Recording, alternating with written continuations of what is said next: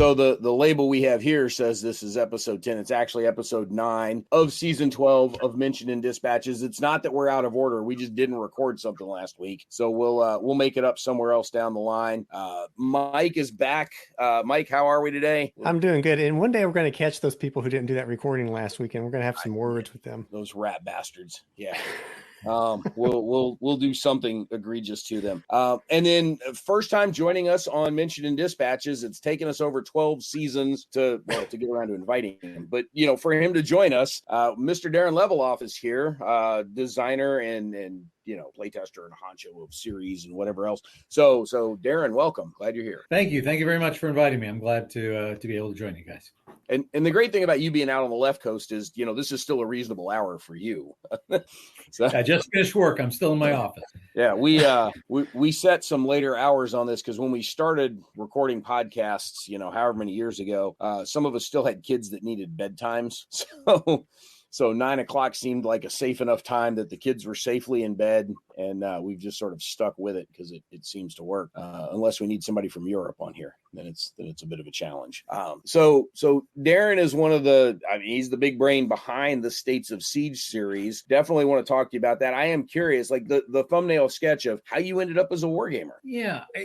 I guess, I know I've listened to some of your shows and I know there's some role play overlap, or at least that history occurs. And so when I was a young man, Dungeons and Dragons was breaking into consciousness, and I became very active in role-playing games. And I want to be very careful how I phrase this, but I discovered that a lot of the people I was playing those games with weren't maturing, and I was. We'll leave it at that. And so I'd go to these game conventions in Los Angeles, and it's interesting because that's going to tie back into this, because those conventions, I don't know if they were specifically run by, but Alan Emmerich was a personage very active in those Los Angeles game conventions when I was a teenager.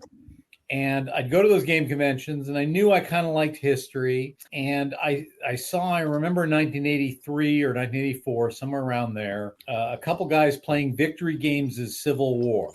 And I said, do you mind if I look at it? And I looked at it, and I watched them for maybe an hour play that game. It's a very long game, and I was fascinated. And I ended up picking up a copy of that. And so the segue kind of went from there. When I went to high school, there was a club, and it's too late to sue them for copyright infringement, but there was a club called Strategy and Tactics Club that was a game club. And I joined it, and there were only like 3 members, and nothing really happened. And there were both basically people who wanted to join the military. There were signups for clubs the next year, 11th grade, and I just said, why don't I start up the Strategy and Tactics Club? And so I became the leader of my high school gaming club for 2 years, and the rest is sort of history. And so from there grew this fascination with wargaming, and it's interesting because the victory games, the Civil War game from Victory, that one still shows up on convention tables today. I mean, it's a great game.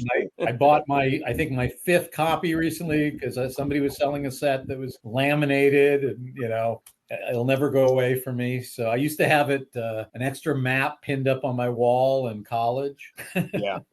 So a great game. And that was sort of the transition. And it's kind of weird because I know a lot of, grognards talk about wargaming, and there's always this, the halcyon days of SPI. And I know nothing other than his history about that. That was not my period. SPI was already gone. I had no resentment against TSR when I came into the hobby. So there it is. Yeah. A lot of that resentment stems from what happened with the magazines, more than anything there. So, right. Now I was going to ask, did you drift away from RPGs then, or did you ever go back? Are you still doing any RPG stuff?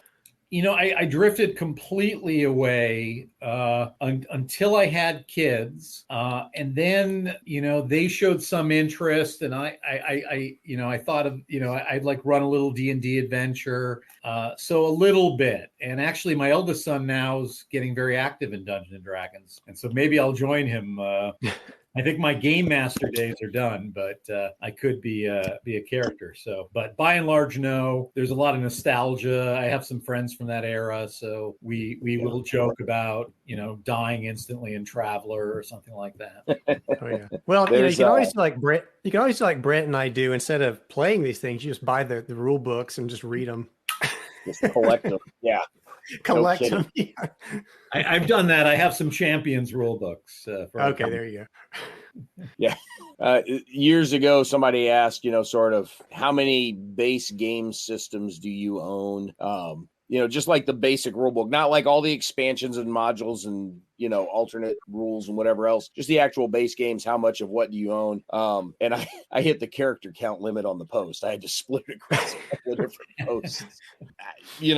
I'm not ashamed to say I've acquired several more since then.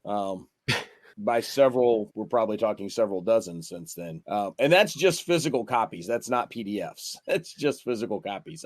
Mike and I are of a similar vein. We spend a lot of time reading these things. We don't spend as much time playing the RPGs. I spend a lot more time playing the board games, but I always enjoy reading a well-written RPG book. So fair enough. Yeah. But I mean, for us growing up, it was all adventure gaming, right? It was all one big hobby. That bifurcation hadn't quite happened yet. I'm sure there's a great ethnographic study about how all that came about at some point. I'm going to let somebody smarter than me do it, though. So Darin, at some point, you had the brilliant idea for, hey, we need some sort of solo tower defense wargaming thing, and I need to come up with a cool way to characterize all it. How did we come up with a States of Siege system? What was the genesis behind this? Where'd the inspiration come from? How'd you convince Alan to publish it? Yada, yada, yada. Okay. Well, there are two origins. There's sort of like the long-term cause and the proximate cause. So let me go in the long-term cause. Getting back sort of to what we were just talking about, although you have me here as a game designer, I consider myself a gamer. I'm a game player. That's really what I am. And it's kind of a lark that I've designed a game or two. For me, the hobby has given a lot to me. I've enjoyed a lot. I have literally thousands of games. I've subscribed to Strategy Tactics magazine for over 25 years now. We bought a new house and it had a rundown detached office, and that instantly became the War Game Lounge to this day. So, I'd been around the block a lot before and after the States of Siege came about. When you play these games, you kind of think about what works, what doesn't work, what are neat little things. And then if you ever make the transition to design, you kind of go, hey, I like that. Let's see what I can do with that, And for whatever reason, this idea, of a solitaire game where things were traversing on a linear front was really prominent in my mind for a while. I think there was an Omega Games game in the 1990s called East Front Solitaire, and you can see a little bit of the origin there because you were the Germans, you had these linear lines where you're advancing into Russia. You could jump from one line to another, but by and large, it was a linear direction. And, I thought that was a pretty interesting thing, and that came to mind. Additionally, in the time period, I think we're talking early 2000s when Israeli independence came out, I had started the hobby. There was sort of this, in the mid 80s, this solitaire board game movement going on. John Butterfield, you had RAF, you had Ambush, Eric Lee Smith, Mosby's Raiders. There was this genre. And that genre kind of went away. I think it was kind of thought, hey, we got a computer now. There's no reason anyone would want to play solitaire in a board game. And, I still played solitaire games. I played a lot of two-player games solitaire. I still do. So I didn't really agree with that. So, and that's, I think, one of the things I'm proudest about, because I think if I'm not maybe I'm being a little egotistical in saying this, but when Israeli independence came out, there really wasn't a solitaire board game market. It didn't exist at that time. Now it's a huge element of the hobby. There's, I saw Beyond Solitaire. It was on here. It's a huge segment, not only in historical wargaming, but also in European gaming, Eurogame. So those two ideas of rebringing back the solitaire game and the linear movement was in my mind. Now, let's get to the proximate cause. So I decided I'm Jewish and I'm very active in my synagogue. So I decided that I'd teach religious school. And so as we're teaching 4th, 5th, 6th graders religious school. And I said, one thing that could be very educational in games, I'm very into games, but of course, most of the games I play would not translate well to 4th, 5th, and 6th graders. And so one day, I wanted to teach a class on Zionism, on the creation of Israel. It was less controversial perhaps then than today. And so I got together a legal pad of paper, I think there were 20 index cards. And that was Israeli independence. It was created pretty much in a day with those ideas. I went around the internet coming up with events, and the kids kind of enjoyed it. We'd play it as a team, and I thought, hey, maybe this has got something, something in the hobby. The trick was, if you ever played Israeli independence or seen it, it's a very small footprint game. Mm-hmm. It's and I just really didn't feel like I could sell this for $50 in a box. That was not a concept. So the problem was where to market it, where to sell it. Obviously, the magazine game idea came to mind, but those publishers are very hesitant to do anything involving a card. Yeah, and cards were critically part of that design in the States of Siege system. And so then we get to. I'm very active on Consim World. I still am. I read magazines, wargame magazines, and there was a company by the name of UGG. I think it's Udo Grebe Game Design, something like that. Yeah. It's a European company, and they had an advertisement for a contest. And it was something like, can you design a game with less than 20 counters and under 18 cards, something like that. A strange contest. So I thought, well, I'm close. I've got 5 counters. So well good there. But I've got about 20 cards, and so I submitted it to them, and they were like, this really doesn't qualify for our contest. It really isn't there. But you know what? We really like this. We'd really like to do something with this. Would you be interested in that? And I thought, I was thrilled. I said, that's great. I'm really not about the money. That's great. And I thought it was kind of neat, a European company publishing a game on Israel. And so there it was. And it stayed there for a long time.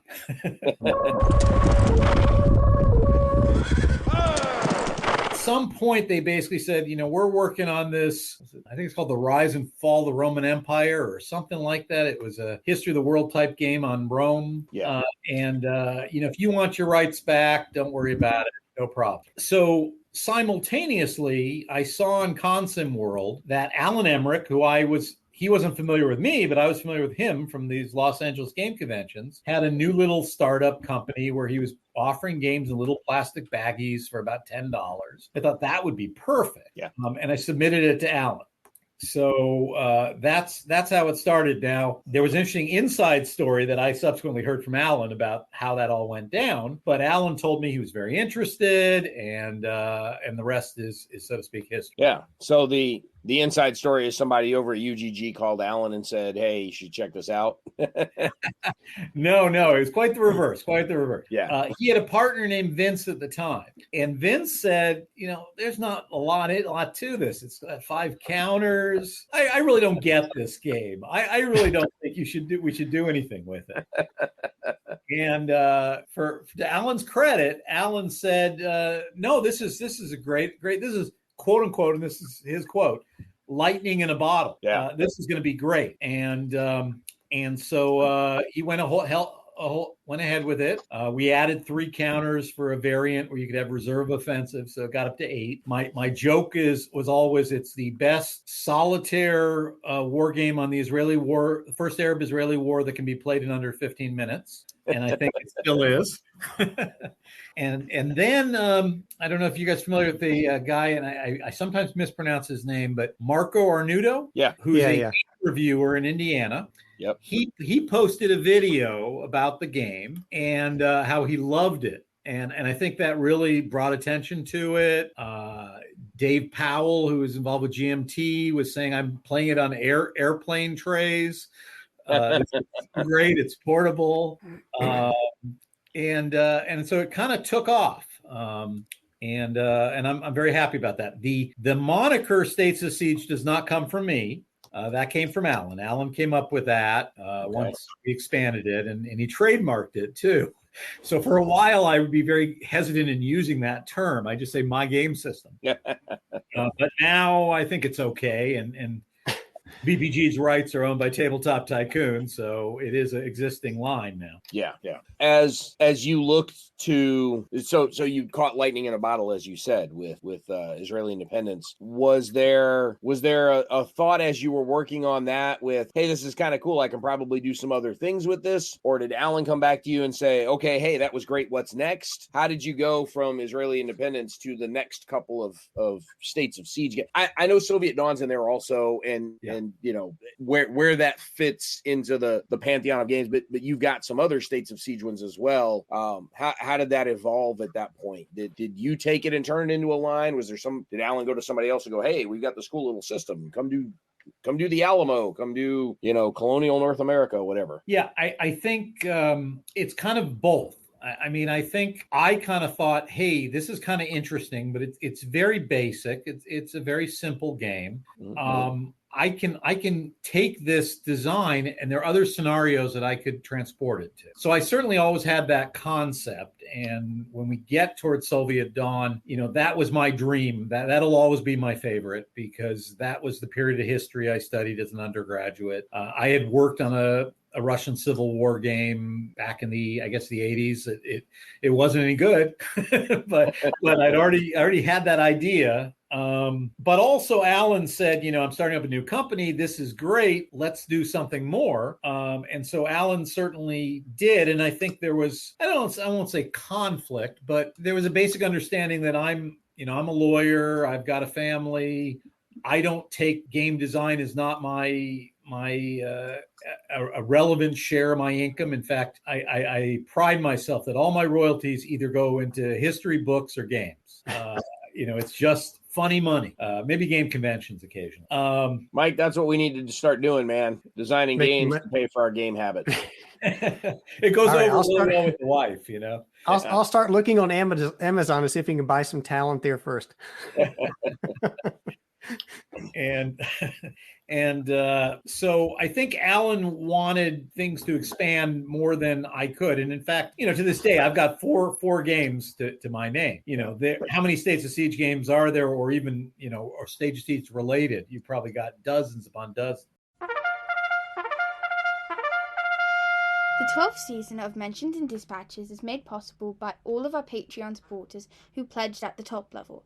The Armchair Dragoons would like to thank Michael Sundborg, Fred and his dog, Chet Bell, Hellcat6, Patrick Garrity, Stagger Wing, Kevin Bertram, Mike Quigley, Martok, and Joseph Nall for their support of the Regiment of Strategy Gaming, which helps us bring you the best strategy gaming articles, events, and this podcast. You can join us as a Patreon supporter at patreon.com/armchairdragoons. I did design the second one, Soviet Dawn, but after that, the vast majority of them were designed by others, and we'll kind of get into that story. Soviet Dawn was an interesting game design. I really loved doing it. It was really a labor of love. One of my favorite aspects of that game is I was reading a book. What's it called? Red Victory by W. Bruce Lincoln. And it said that when the Treaty of Brest-Litovsk, which is a seminal turning point in the game, was offered to Trotsky and Lenin, obviously Trotsky thought it was a horrible deal, did not want to accept it. And Mikhail Bukharin said, okay, well, let's reject it and continue to fight in the war, just relabeling World War I as a revolutionary war.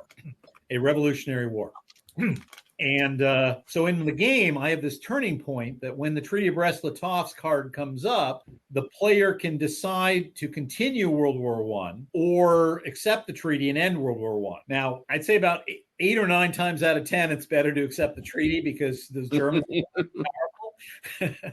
But it gives you a little wrinkle where you have a short-term political advantage, and if you can swing victory during that time period. And so I thought that was a really neat thing that I came up with there.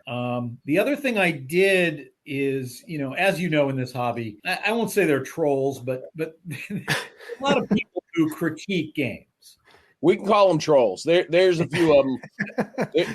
There's a few of them that critique more than just games, and there's more than a few of them that just want to bitch. So yeah, that's right. So there were a lot of people who would post on Board Game Geek, etc., good things about Israeli independence. There's some every once in a while who would get a political, oh, it's about Israel, it's horrible,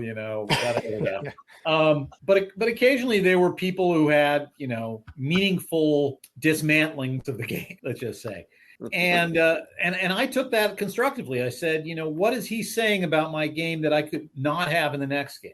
And he said, well, the common complaint, I'm sure you've heard it, is that my games are whack-a-mole. Things just, it's just random. Things pop up. You got to put it down. And when you can't put everything down, you lose. Okay. And so this guy said, there's no real decision making. You just attack the closest enemy front. Now, I think that's overstated even in Israeli independence, because there are some cards that you can force people out even if they're further back, and you might want to not attack the biggest threat. But I tried to use that to make more decision making. So then I added the political system, where you can invest the political system, the Red Army reorganization system, and the Red Army reorganization system. I'll give credit where it's due. A lot of that came out of the research system in Axis and Allies. You can see the link there. Yeah.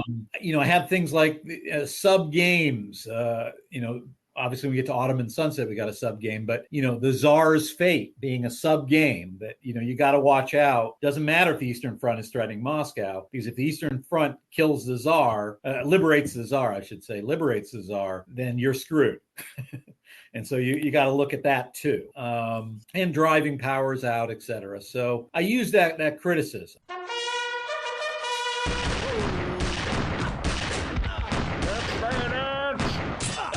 Why? Are they broken? So there's a question that I ask a lot of folks that have card-driven games that have events in them, just because it's a point of curiosity for me, but it's always interesting to see the variety of answers that we get on this. Mike's heard this question before. He probably already knows where I'm going here. There are some card games, Twilight Struggle is a key one like this, where essentially you have, if you go through that card deck, 98% of the events in there are things that actually already happen. And you're sort of resequencing them, or you may choose ops versus event, and this event doesn't happen, but that's because I'm using the ops points to do something else or whatever. In the coin games, just about all of those events are events that actually happen. And so the event happens or it doesn't. But what you almost never get is an event for something that could have happened but did not. And I'm curious if there were any of those, because you mentioned the idea of let's reject the treaty and continue the fight. Are there other kinds of cards like that in any of the games that you had designed, of things that could have happened but didn't actually happen? And then sort of how does that spin forward? How do you incorporate that somehow into the game?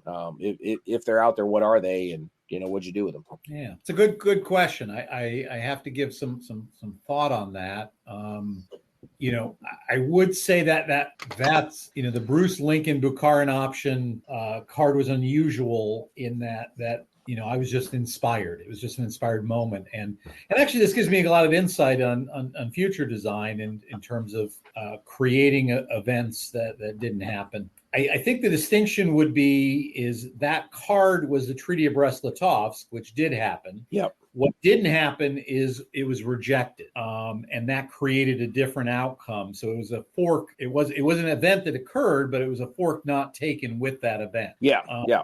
I because I want these games to be played in historical order. Everyone has the option. Like if you buy a first edition of Israeli Independence, the numbers of the cards will be way off. But when you get to Soviet Dawn, when you get to Autumn and Sunset, when you get to Habsburg Eclipse, all the numbering of the cards are in order. So you can play, for instance, Habsburg Eclipse, you could play it from event 1 to event 60, and that would be actually all the events that happened in the order they happened. So I noticed that. It took me a second to catch on, but I did figure it out. Yes. Now, that being said, I almost never play play myself the game that's not, I don't like doing that because I think there's something really neat about the way a shuffling and trigger cards and affecting the events does. But so putting an event that never occurred would kind of throw off the historical game. But I think the idea of a fork that you can, for instance, there's a card in Soviet Dawn, fortifying Petrograd. Historically, Petrograd was threatened in the summer of 1919, and Lenin was kind of like, hey, we got to let it go. We cannot defend it. It's too close. The white armies are coming in. And that was Lenin's position. Whereas Trotsky's position was, hell no, I'm the man for the job. Put me in there. I'll defend it. I think it was maybe Voroshilov who's defending it. Put me in, I'll defend it. And he did. And so the player, when it faced with that card, has the option that they can take 2 actions and do whatever they want, on the board, or forfeit their 2 actions and fortify Petrograd.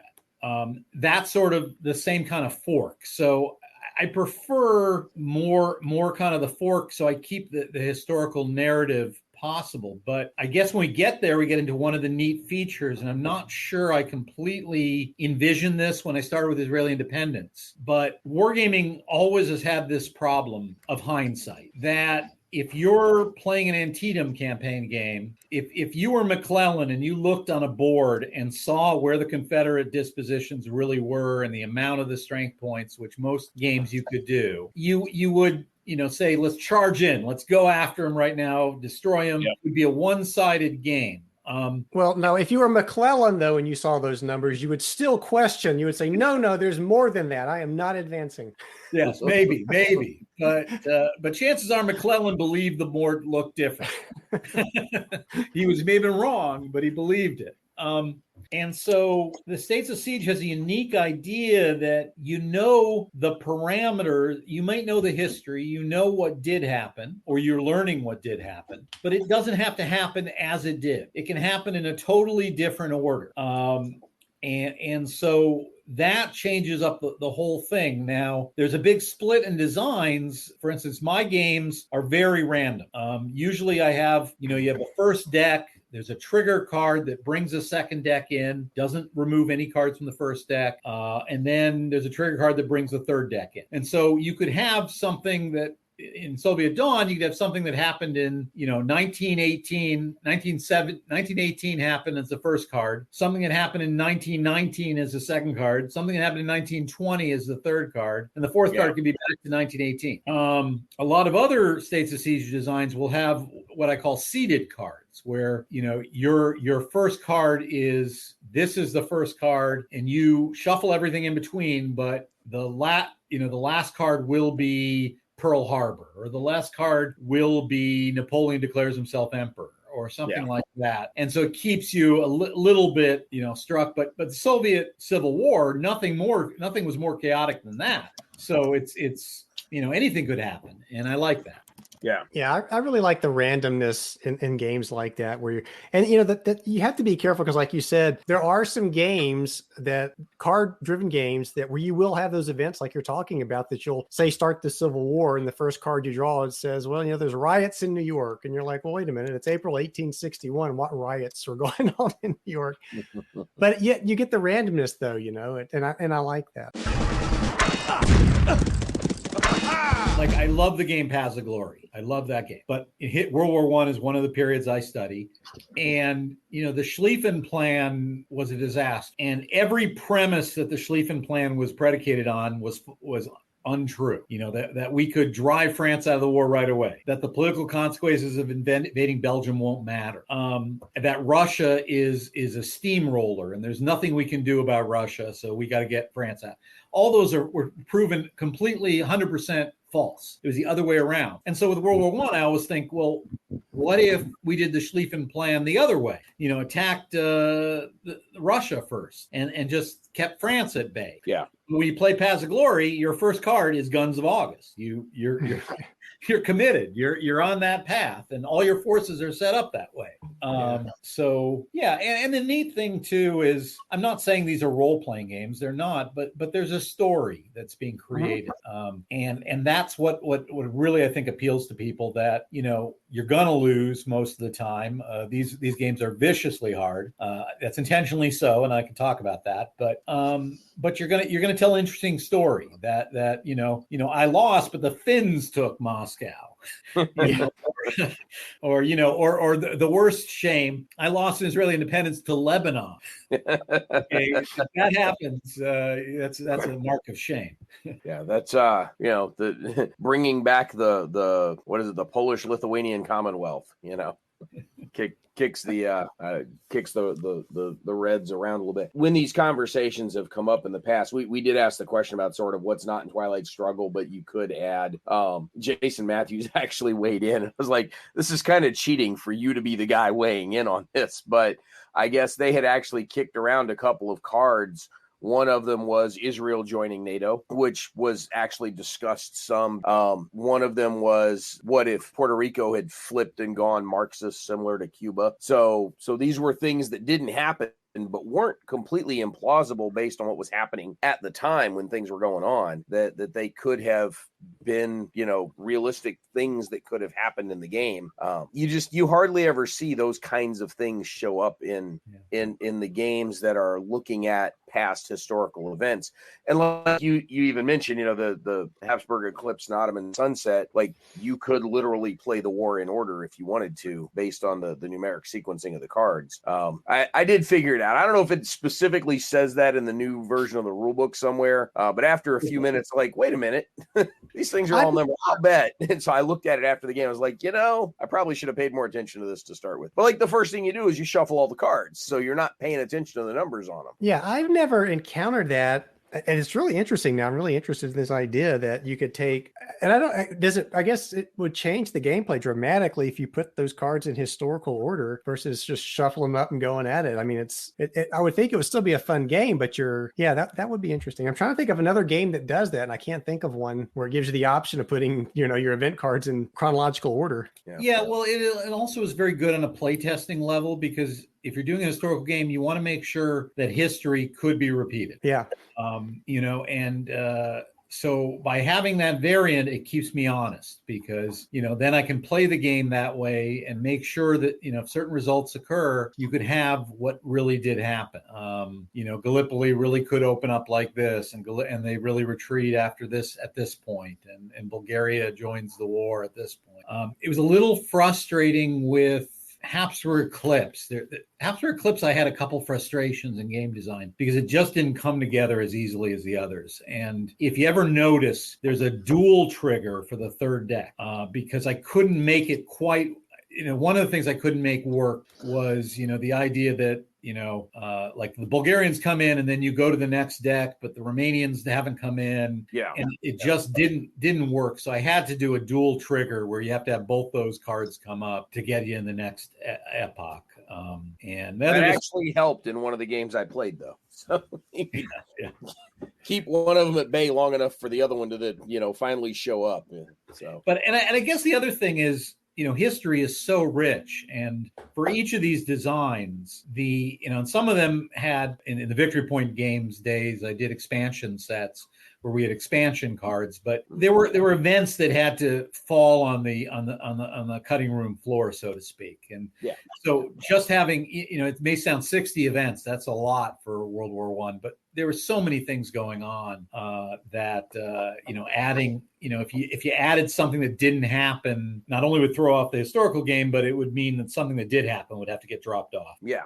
There's a lot of war gamers that don't like the ahistorical stuff at all. They don't want the alternate history to come into play. I mean, some just don't like that. Yeah, and it's curious because they're creating an alternate history by rearranging things as it is. Exactly. Yeah, it's like as soon as you throw the dice, right? That first turn, you're already off the rails. That's true. If I do launch a coup in Bulgaria in Twilight Struggle, I've created alternate history right there.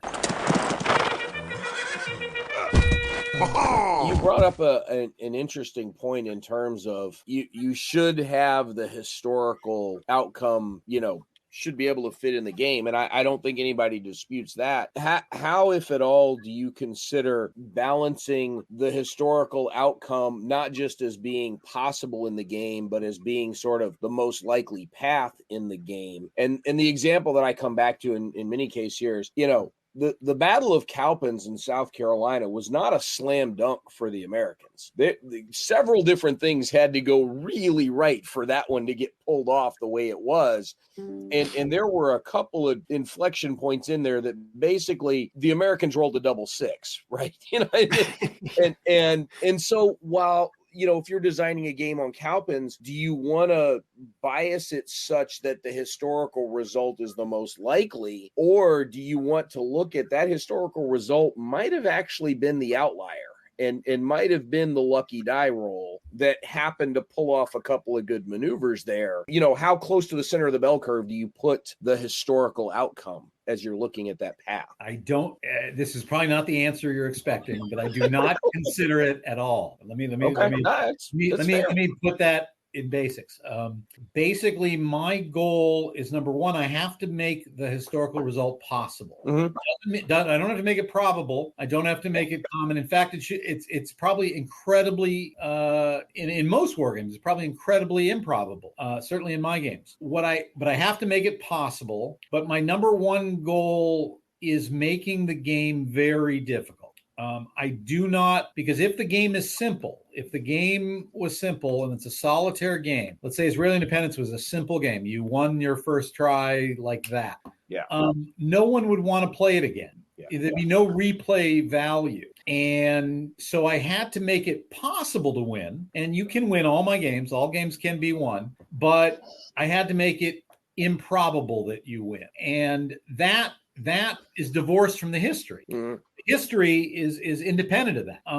So when we look at Israeli independence from a simulation point of view, and I've studied a lot that the Arab-Israeli War, the history of Zionism, and all that. It is totally a reverse paradigm in the game. I mean, Israel was almost predetermined to win that war.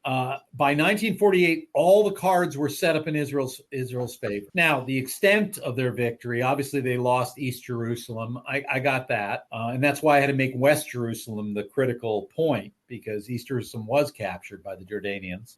But the game plays out like this David and Goliath, and you're David and you're fighting off these Arab armies. And that's a narrative that a lot of people have proposed, but I really don't think that narrative when it comes to 1948 is true. I think there's a lot of reasons for that. I could spend hours talking about that, but that is inaccurate. If I look, I'm reading right now a book on the Russian Civil War by Anna Reid. The whites really were so disorganized, so uncoordinated, and that goes well with the AI of the States of Siege game, but I don't think they could have won. I have a real hard time. The Allies really weren't committed, but the vast majority of times you play Soviet Dawn, they will win, inevitably in some way, shape, or form. So there's a disconnect there, and I accept that disconnect, and it makes the player think when they win, it's a hell of an achievement. And it is. When we talk about, Ottoman Sunset, Habsburg Eclipse, well, those ones, the historical was collapse, and so it is appropriate that happens most of the time.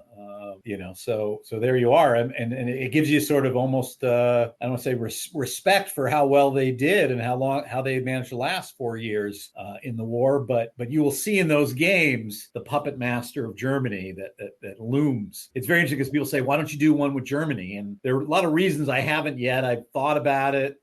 But Germany is very much a player in Ottoman Sunset and Habsburg Eclipse. They're just the puppet master. They're behind the scenes. Yeah, especially Habsburg Eclipse. So I absolutely. Mike, what else you got, man? I feel like I'm dominating the conversation here. I'm trying to. No, you're doing good. Well, you're supposed to be co-hosting, man. Come on, I'm trying to work you into the conversation here, dude.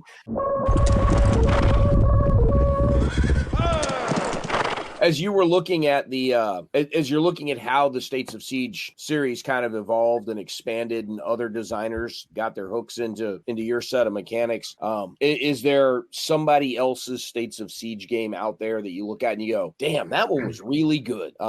Is there another one of them that's a particular favorite of yours from either just a player experience or design perspective that you really like? Yeah, well, firstly, let me admit I haven't played them all. There's a lot. There's a lot of and I haven't played them all. So yeah, in terms of the expansion of other people doing States of Siege, I'm incredibly flattered. That does not bother me that they got their hooks into it, as you said. I love it. I've been, as I said, I subscribed to Strategy and Tactics magazine for over 25 years. Most of those games, as you probably know, were designed by Joe Miranda. Joe Miranda has done a couple games in the States of Siege and a few in the magazine that look very similar. I'd say adjacent. And I'm so flattered. I mean, that's amazing. The guy who, I've been playing his designs for years has done, and I play tested Zulu on the Ramparts, which is a totally different take. I love that he did a tactical one. The one that busts me up the most is probably the most successful is Dawn of the Zeds. I mean, I did this historical war game and it's zombies. That is the most successful game in the whole series. You can put zombies in anything, man. Yes. Audience, much wider audience with the zombies. Yeah. I love Levy and Mass. I really respect Cruel Necessity. Those are John Welsh games. And I have a funny story. I'll go back to John Welsh. I do have a copy of We Must Not Tell the Emperor. We Must Tell the Emperor. How much do you want for it? I'm keeping it. Yeah, it's a smart thing to do.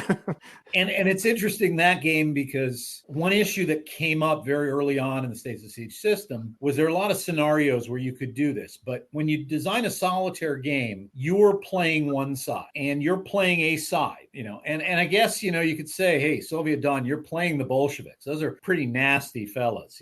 They did some pretty horrible things. And I got that. And some people would say you're playing the Israelis, and nowadays. But obviously the scenario States of Siege, when you look at World War II, or especially the end of World War II in Europe, definitely would work. And so Alan came to me and said, why don't you do, World War II States of Siege? And I thought about it and I go, well, you'd be the Germans, you'd be the Nazis. And I, being a Jewish game designer, I don't want to do that. That's not, I'm not condemning anyone who does that. It's just not what I want to do. It's not what I want to play. There's a lot of solitaire games right now where, you play a German sub-commander in World War II, or, and I try there's a lot of other games. I can play other games. I don't have to feel like I'm role playing that side. So I guess, We Must Tell the Emperor is a little bit of a guilty pleasure because somebody else designed it. I didn't have to, I guess that also goes with, I don't remember what Hans did, a Civil War one. And I know there's Jefferson Davis's war where you're playing the Confederacy, which isn't that noble a power as things go. But I don't think I really have the chops myself to do the game do the tactical games that have been created. Yeah. I really think I strategic is kind of where I'm at. So I love it. I love it. And I went to a game convention recently, it's a couple of years ago, and White Dog, Blue Panther was there selling White Dog games, and there was a game Gorbachev, and I look at it, and the back of the box says, R. Ben Madison says, I want to thank Darin Leviloff for his wonderful game design. Buy this. It's got my name on it. Yeah. I do like that game. I do really like that game. So, so there's a lot. The funny story about Levy and Mass is, I'm active in the game conventions in Northern California. And at one Pacific Con some years ago, we'd throw lectures, and Victory Point Games was a exhibitor there. And they threw one about States of Siege system, and I talked. And there was this school teacher from the Sacramento area, and he seemed very interested. He was asking me questions about it, and his name was John, and I told him stuff. So then Alan writes to me, and Alan says, I got this email from this Australian high school teacher, and he says he'd really like you to create a game on the the Revolutionary France. And I said to Alan, yeah, well, that's interesting. I don't know that I really have a lot of knowledge of that. That's probably not my field. Within several days of that conversation, John Welsh turns in Levy and Mass. So it's like, oh, wow. Well, there it is. One of my first encounters with the States of Siege system was was Joe Miranda's Empires in America, and as you've noted, like, you know, these things should be hard. The first time I played the game, I got my ass kicked, which I think is probably by design. But there was one of the gameplays I had, second or third one, where literally everything broke perfect for the French, and pretty much North America is now unified under the banner of French Canada, you know, based in Montreal, and the entire eastern seaboard of America is speaking French and eating escargot as our national dish. I mean, it went that perfectly for the French. It was really weird. It just somehow everything broke right in the other direction. And I don't know that, you know, that game, I think all of the tracks are 5-space tracks. I'm not sure anybody really made it past the third space at any point in time. And I don't know that I ever had two people even on the third space simultaneously. It was just one of those games that everything landed just perfect for you. And I was like, you know, that was fun, but that's got to be pretty highly improbable. Yeah, that's rare. Well, yeah, and a lot of people, you know, will say this, the States of Siege are just, you know, it's just luck oriented. It's just luck oriented, just rolling dice, you know, and all that. And I think, yeah, there is that aspect. And if you roll superbly well, you will win automatically. And if you roll superbly bad, you will lose automatically. But the real game is, what can you do to maximize your odds? What can you do to increase the odds? You know, on Soviet Dawn, you know, when do you roll for you know, Red Army reorganization? You know, when, you know, if you get this, what do you choose to do with your actions? You know, it's all about that, and your odds may be in your favor and you lose, and the odds may be against you. But if you play the odds, just like any game, Vegas, you know, it will increase your winning. And so, you know, there's a friend of mine, David Kennedy. He's active on Board Game Geek. He's analyzed like complete odds of things coming up, and you know, I think he has the odds of winning Soviet Dawn at about 21% or 19%, somewhere like that. So you know, the odds of certain cards coming up, and you know, that's what it really is, a game about. You know, you can't do everything, but what can you do that's going to be the best decision to make and create the best situation for you. Yeah. So, Yeah. I think that's why, you know, you said earlier, you know, people criticize these types of games as being whack-a-mole. And I don't think that's fair, because there's just so much more going on if you actually sit down and play these games, you know, and you're dealing with, if the game's designed properly, you've got limited resources for one thing, and then you have like only so many actions you can take per turn. And so you have to choose, you know, you have to make decisions about where you're going to spend those resources and what you're going to do. And then, then you have, you know, the luck of the die roll. And that's not something that's just restricted to States of Siege games. That's any war game. When you're rolling dice, you're at the mercy of the dice. I don't care what you're playing. That's like Brant just said, you could roll all ones, or you could roll all sixes. That's just part of the game. Yeah. I have some funny stories of, I don't know if you guys have ever played Lamps Are Going Out. I've got it. I have yet to play it. So it was being demoed by the what are they called? The War Game Boot Camp at my local convention. And I just kind of stepped in as the Western Allies, and I decided to attack in Belgium. And I just had these series of rolls that were incredible. My opponent had a series of rolls that were horrible. And I ended up winning as the Allies in the winter of 1915, World War I. Wow. I went all the way to Berlin on one offensive. You know, so these things happen. I got Grognard of the year for doing that. But, you know, I've also tried to put games within the games. With Soviet Dawn, you have the political track, which is sort of a game within the game. the Tsar and his fate, which is sort of a game within the game, the Red Army reorganization. But when you get to like Ottoman Sunset, you have when the British tried to force the Narrows with their fleet. That's a game within the game. And so, you could be doing great on the board, and then all of a sudden the British fleet, just wins because you haven't fortified enough. There's nationalities management in Habsburg Eclipse, which is a game within the game. So that's another way to do things. But yeah, I agree. Luck is part of the game, and it's part of the narrative. And some things are fun. There's in Soviet Dawn, I have a political dissent role that you can modify, but when the anarchist comes out, Nestor Menko, you can't modify it. You have to, just whatever happens. It is what it is.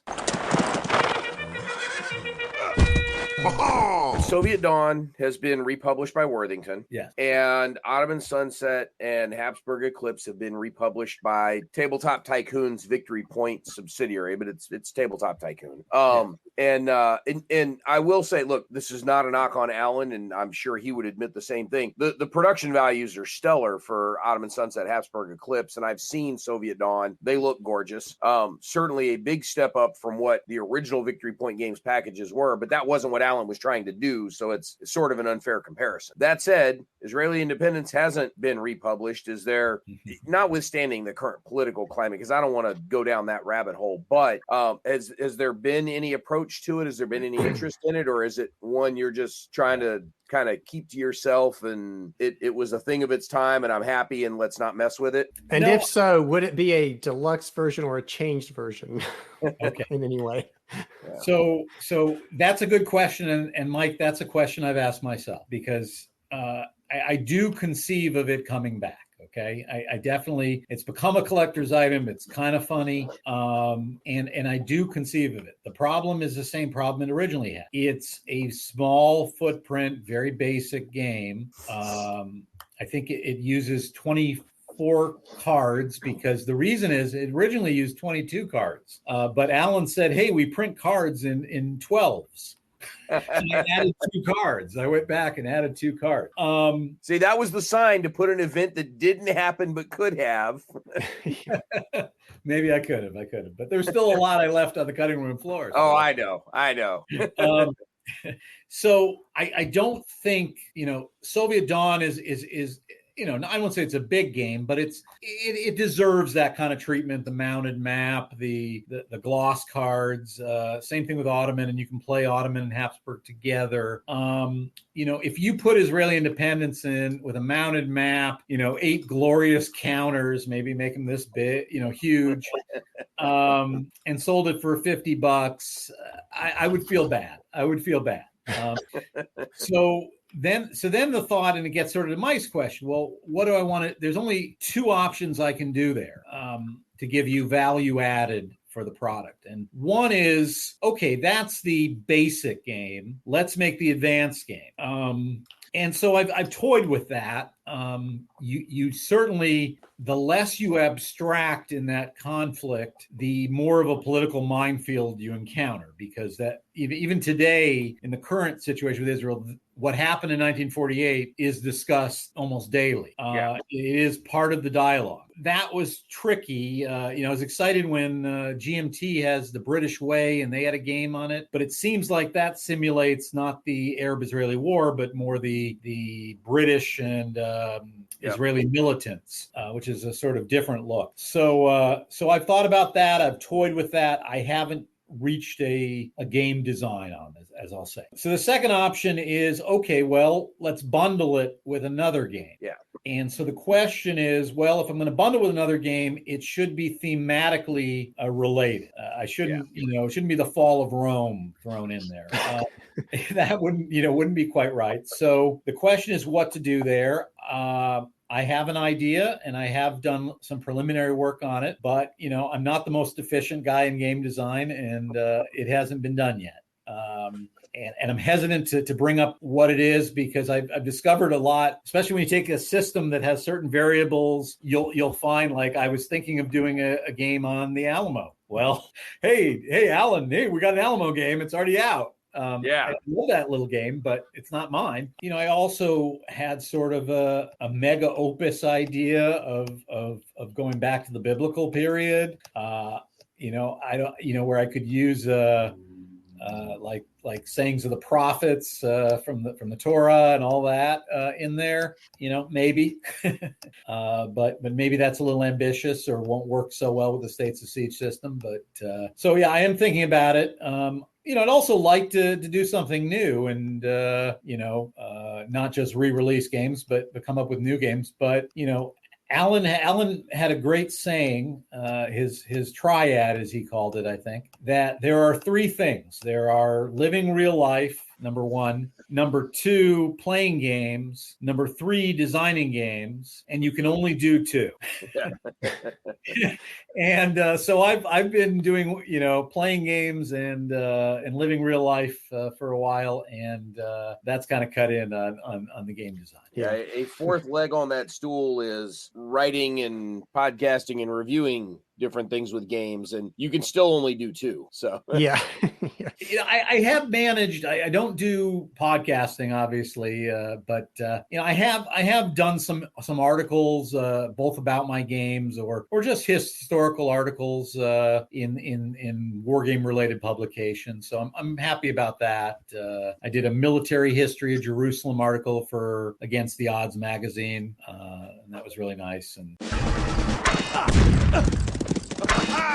sort of unintentionally. Mike, did you have another something you wanted to go in here? No, I think you covered it. You sort of unintentionally started to drift into where I was going to go as we start to wrap this up as kind of a last question, which was what's next? Is there something on the drawing board that is close to imminent? Sounds like probably not, but are there some blue sky ideas out there? Not necessarily what you might be wanting to bundle Israeli independence with, but if you didn't have to spend so much time living real life and you were just playing and designing, like, what, is there something that's just out of view on the camera, that's up on the wall, taped up with a bunch of sticky notes, that's the design in progress? What are you working on? Do you have something I have more ideas than games. I have designed some games that have failed, or just stalled. I have been helping a fellow who did a States of Siege type game on the Civil War campaign for Atlanta. Okay. And so I'm helping him kind of develop it. So I'm hoping I think I could get some interest if I could get it into shape. I play tested it at a convention last September and felt that there were still some things that need to be worked out. So maybe that'll be the next thing I do. I've given a lot of thought about a solitaire game on World War II where you're the Allies. Not necessarily using States of Siege. It probably would have some elements of it, but be very different. And I have some ideas for that. So I have an off the wall idea for a multiplayer States of Siege involving a political issue. I'm not going to leave it at that.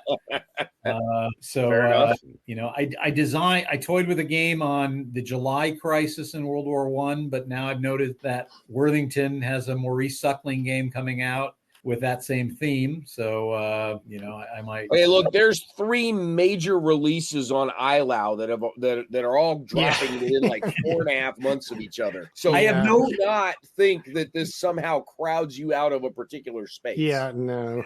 I have no game on iLao in development. But the Bulge now. Yeah, exactly.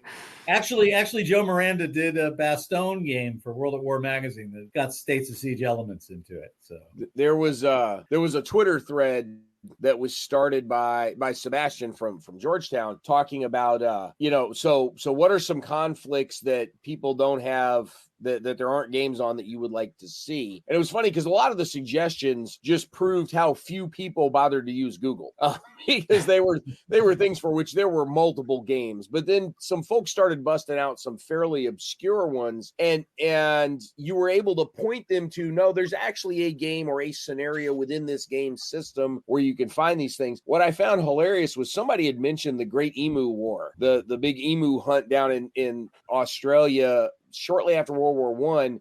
So people had brought emus there as like livestock birds, basically, but enough of them escaped and got out, and they were overbreeding in the wild. They were starting to mess with, crowd out some native species and whatever. So they rearmed a whole bunch of Australian World War One vets and sent them on this big emu hunt. So it's not really an emu war. It's sort of, it's the buffalo hunt from the 1800s on the U.S. Great Plains. Is to go kill all the emus. There's like 4 games on the Great Emu War. I mean, so the fact that something weird and obscure like that can have multiple games published on it, I would not rule out anything that somebody else is doing. You're fine.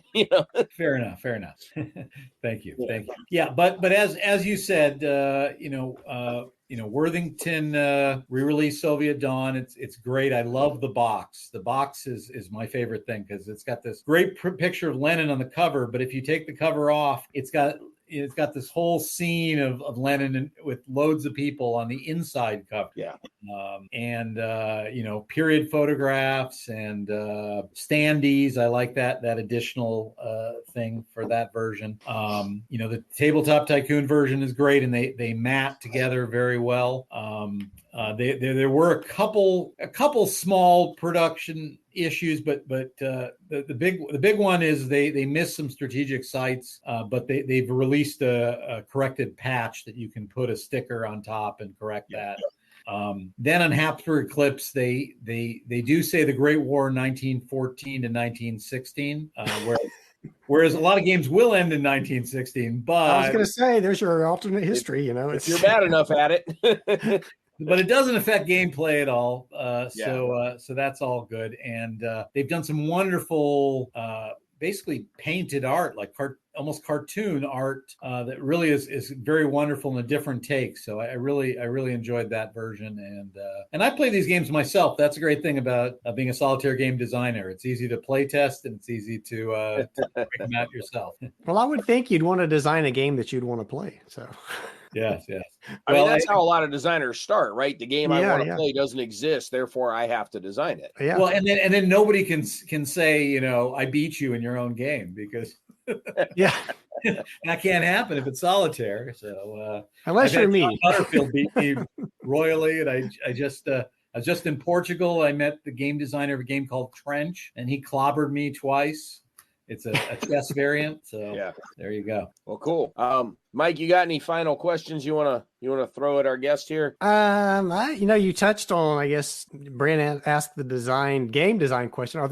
I assume you're still constantly thinking about maybe more ideas. So you had this States of Siege idea. Are you collecting other potential solitaire game ideas that aren't the standard, tracks coming into a central area? Maybe just a totally different take on the solitaire design. Yes. I'll leave it at that. Yes, because that World War II idea has sort of a new idea involved in it, and obviously I'd like to see if it works first. But yes, I'm a fan of these games when I think we live in an era where there's been so much innovation, and whether you talk about Twilight Struggle, the coin games. I mean, there's just the whole card-driven thing. It's just revolutionized, our hobby.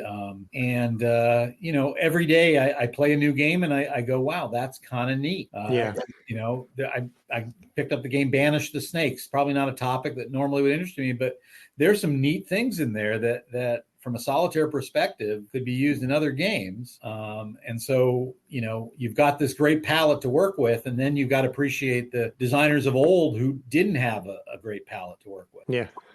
I think the card-driven motif allows you to offload a lot of rules complexity out of the rule book and onto the cards, right?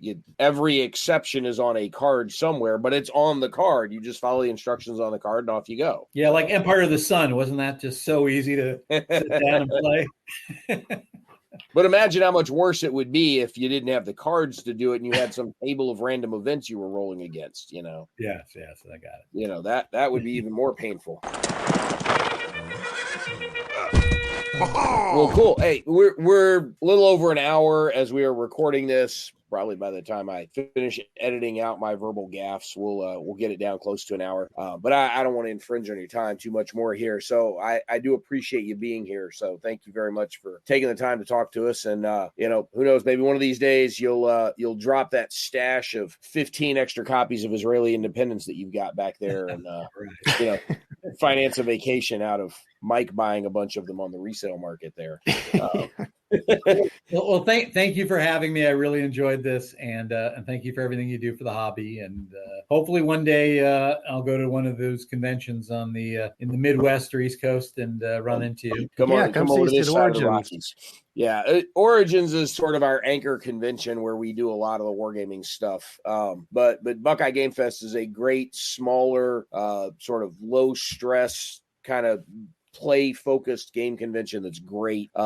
And also, as you would guess, right there in Columbus. But there's all kinds of stuff. One of these days, who knows? One of us may make it out to one of those West Coast conventions. Yeah, I've been to Origins a couple times in the early 2000s, and I think we've talked about it. And I felt that at that point in time, wargaming was being given a little bit more of a short shrift, and it's probably not true anymore today. But wargaming hasn't often been Gamma's highest priority. Let's try and be polite about it. But they also lacked people really pushing for it until we kind of kicked the door in about 10 years ago and said, we need more of this. What can we do?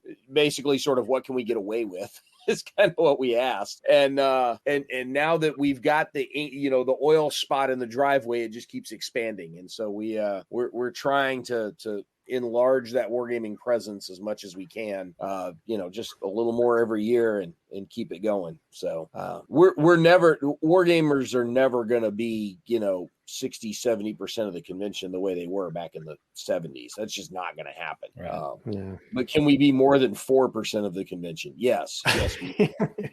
Very good. We can hit a double-digit percentage of the convention. I'm convinced we can get there. So, no, cool. Audience, thank you very much for joining us for this conversation. We're starting to wind down the season. We've still got at least one more visit with the practitioners from the professional wargaming world will be joining us. We are going to have our look ahead to the summer convention season that will be coming up. At some point, we're going to pin Gary down to talk to us about the CSRs. And Mike keeps threatening to do a Mike and Bob show, and I keep waiting for it to show up one of these days. So we'll see what happens with that one. In the meantime, Darin, thank you for taking the time to join us. Mike, thank you for coming off the road to join us. I know you're a little wiped out. But appreciate you being here. And we'll catch everybody next time on another episode of Mentioned in Dispatches. Thank you, everyone.